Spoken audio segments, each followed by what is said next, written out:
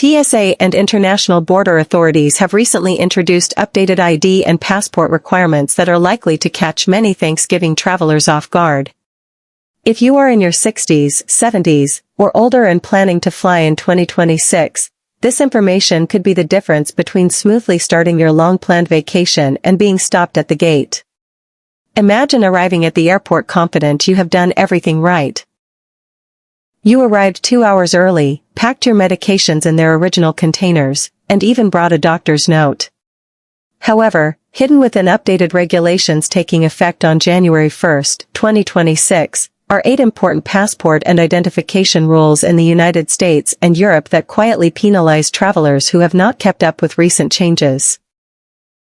After reviewing more than 200 complaints from older travelers and speaking with 3 retired TSA supervisors, the same 8 problem areas surfaced repeatedly.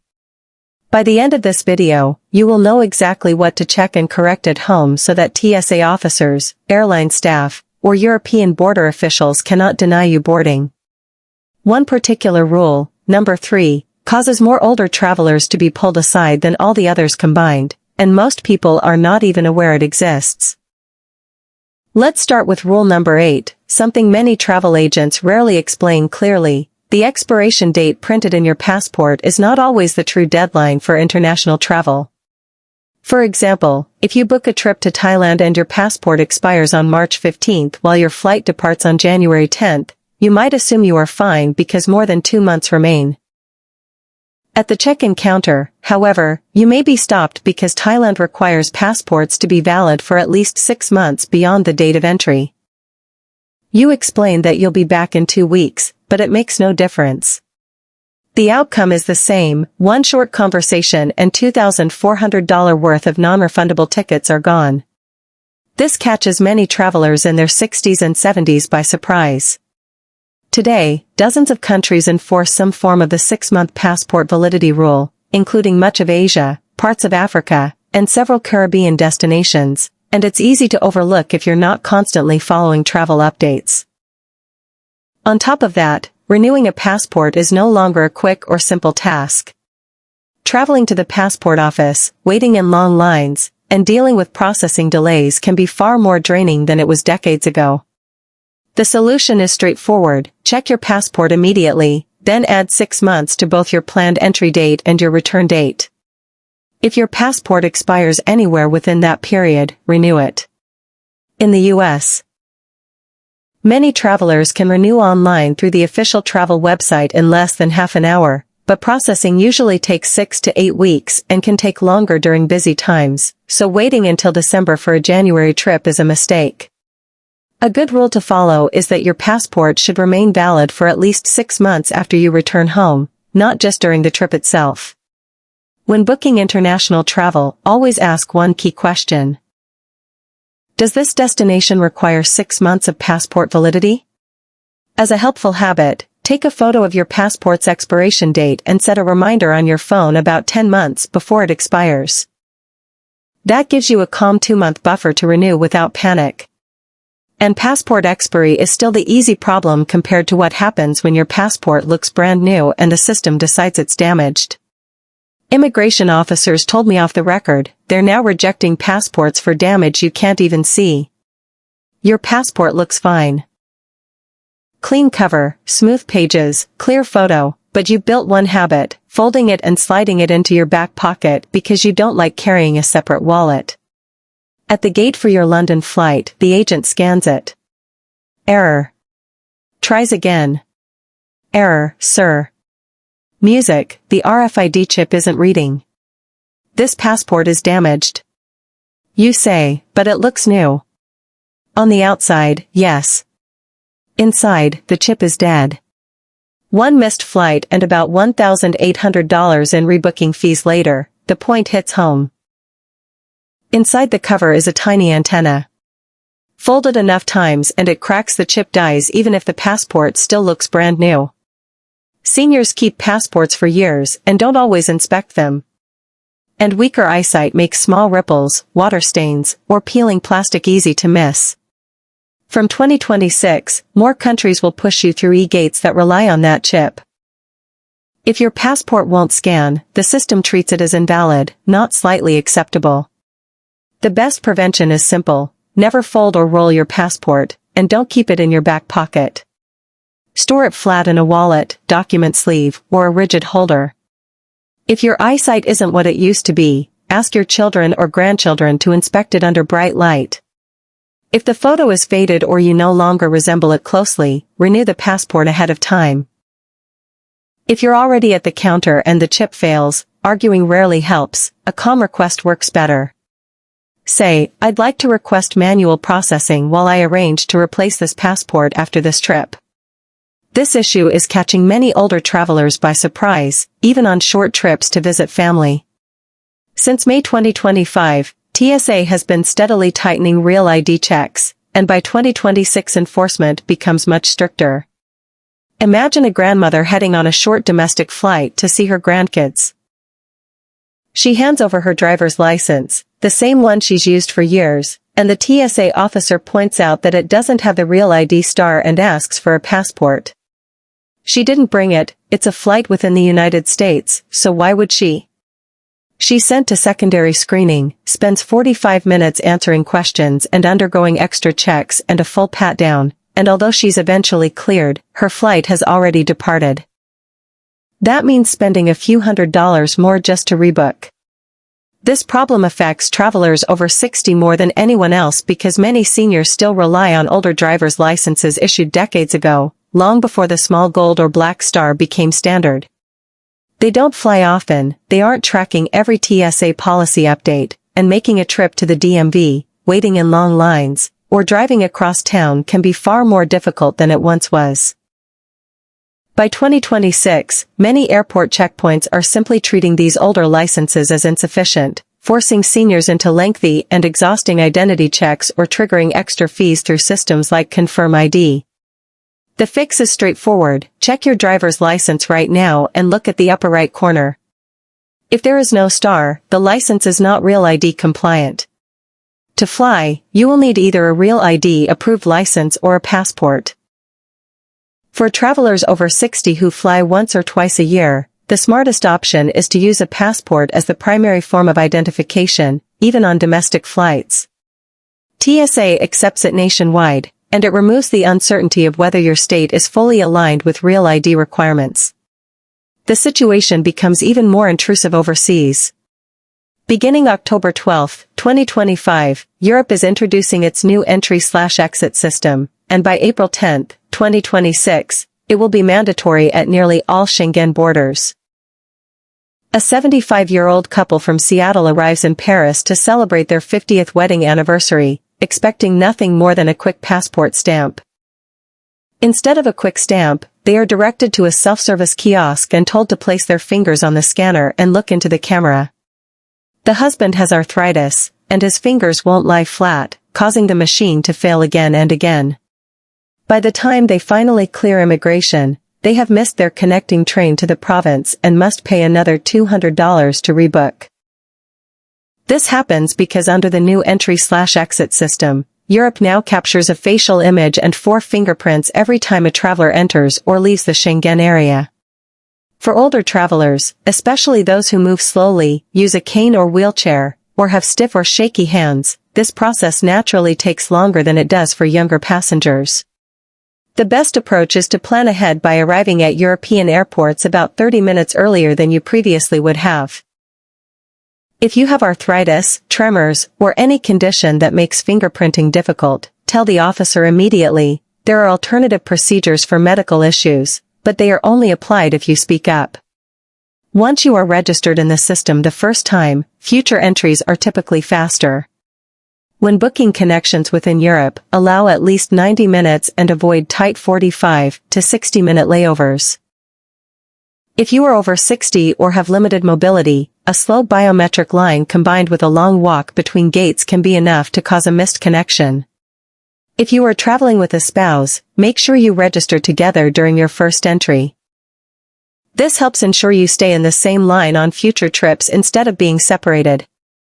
If the fingerprint scanner doesn't work, the key phrase to use is, "I have a medical condition affecting my hands, so my fingerprints are difficult to read." Is there an alternative procedure? And Europe's changes don't stop there. If fingerprints seem frustrating, the next requirement may be even more surprising: a new travel pre-authorization that must be completed before you even depart the United States. Many older travelers aren't aware this requirement exists. For trips in late 2026 and beyond, Americans and other visa-exempt travelers will need ESHA's approval before flying to most European countries. Without it, you won't be allowed to board, even if your passport is completely valid. Imagine booking a long-anticipated European river cruise with your passport ready, tickets printed, and bags packed. At check-in, the agent asks whether you have your ESHA's authorization, and you realize you've never heard of it. Without that approval, they can't issue your boarding pass. You scramble to connect to airport Wi-Fi, rush through the online application, pay the fee, and hope it's approved in time. For some travelers, this leads to hours of waiting, missed flights, and hundreds of dollars lost on rebooking fees and in used hotels or cruise days. The risk is greater for seniors because ESHA functions as Europe's online pre-screening system, similar to the US ESTA. While many applications are approved quickly, some can take up to 96 hours, and for travelers over 60, being stuck at an airport under that level of stress is especially difficult. When your children handle the booking, it's easy for everyone to assume that a passport alone is enough and completely overlook ETIAS. The safest approach is to apply for ESHAs at least 1 week before your departure, and earlier if possible. Use the official European Union website, and if online forms aren't comfortable for you, have a trusted person help. The authorization is valid for 3 years or until your passport expires, whichever comes first, and if you receive a new passport, you must apply again. Once approved, print the confirmation so it's easy to read, save a copy on your phone, and email it to yourself or store it in the cloud in case your phone is lost. A simple way to think about ESHAs is as Europe's version of TSA PreCheck. You apply once and can use it for multiple trips, but it's tied to your passport number, so a new passport means a new application. Don't let a missing ESHAs turn a dream European vacation into a full day of airport stress. Handle it early, especially if you're over 60 and want to save your energy for the trip, not the check-in counter. This issue is catching many older travelers by surprise. TSA now accepts digital IDs through Apple Wallet and Google Wallet, which sounds convenient. No wallet and no physical card, but there's a hidden catch. A tech-savvy grandfather was proud he had added his digital driver's license to his iPhone by himself, and at O'Hare he confidently presented his phone at the security checkpoint, only for the scanner to flash red. The officer tells him, "Sir, this checkpoint doesn't accept digital IDs. Do you have your physical license?" He doesn't, because his state had promoted the digital version as TSA approved, so he left the actual card at home. After half an hour of questioning and a supervisor review, he's eventually cleared, but his boarding window has closed and the flight has already departed. Older travelers are especially affected by this because they trust the TSA-approved label and don't always catch the fine print explaining that digital IDs are only accepted at certain airports and specific lanes. On top of that, unexpected secondary screening is far more exhausting in your 60s and 70s. A dead phone battery, a scanner error, or one cautious agent is enough to cause trouble if you don't have the physical ID with you. The safest approach is simple. Always carry your physical driver's license or passport, even if you also have a digital ID. Think of the digital version as a backup, not a replacement. If your state offers it, add it to Apple Wallet or Google Wallet, but still bring your wallet along. Make sure your phone is charged and the screen brightness is high enough to scan before you reach TSA. If the digital ID doesn't work, the key line to use is, "I have my physical ID as a backup," and hand it over immediately. An extra insider tip is to take a clear photo of the front of your physical ID and store it in a password-protected note or secure app. While it isn't an official form of identification, it can greatly speed up identity verification if your wallet or passport is lost. That's how a high-tech convenience can quickly turn into an extra hour stuck at the airport, and it's an issue TSA doesn't advertise loudly but one that affects seniors more than anyone else. On paper, liquid medications over 3.4 ounces are allowed through security if they're medically necessary, but in practice, the rules can play out very differently. For example, imagine packing an 8-ounce liquid fiber supplement in your carry-on. At the screening checkpoint, an agent pulls your bag aside and says, "Ma'am, this exceeds the liquid limit." You explain that it's your daily medication, and they ask, "Do you have documentation?" Since you didn't realize any was needed, you don't, and they confiscate the bottle. That's $28 gone, and the next 3 days of your cruise are spent constipated, exhausted, and miserable instead of enjoying yourself. Here's the reality: TSA does have a medical exemption for liquid medications, medical solutions, and some liquid supplements over 3.4 ounces, but it only works smoothly if you declare it up front and allow the agents to inspect it. If the bottle is tucked away in your bag, the scanner flags it, and when officers see an undeclared liquid over the limit with no documentation, the simplest solution for them is to dispose of it. To protect both your medications and your health, there are specific steps you should take before heading to the checkpoint. Separate all liquid medications over 3.4 ounces before going through security and place them in a small zip bag or pouch that's easy to pull out quickly. As you approach the X-ray belt, clearly say, "I have medically necessary liquids to declare." The agents will usually place the bag in a bin, maybe run a quick test, and you're done in about 30 seconds. Whenever possible, bring proof, like a prescription label with your name, a doctor's note, or the original bottle showing your name and dosage. It's not always required, but for stricter officers, especially if you're older and can't go without the medication for a few days, that documentation acts as a shield. A simple rule of thumb: any liquid over 3.4 ounces that you need for medical reasons, whether prescription, supplement, or even essential over-the-counter items, should always be declared. If an agent questions you, the magic phrase is, "These are medically necessary liquids exempt under TSA guidelines." A pro tip: print the TSA page on medical liquids from tsa.gov, fold it, and keep it in your medication bag. Seniors who follow this approach report that the conversation immediately goes smoother when they can show the written rule, since one undeclared bottle can cost money, comfort, and several good days of your trip. But even that isn't the most costly mistake older travelers make. That distinction goes to rule number 1, the blank passport pages rule, which quietly ruins entire vacations right at the gate. This silent trip killer affects seniors the most. Even if your passport has years left before it expires, you can still be denied boarding simply for not having enough empty pages inside that little blue book.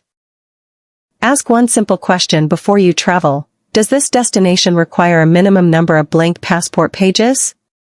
It takes just 10 seconds to check, but it could save a vacation worth thousands of dollars. These 8 rules aren't meant to scare you, they're the easiest, most affordable insurance for your trip.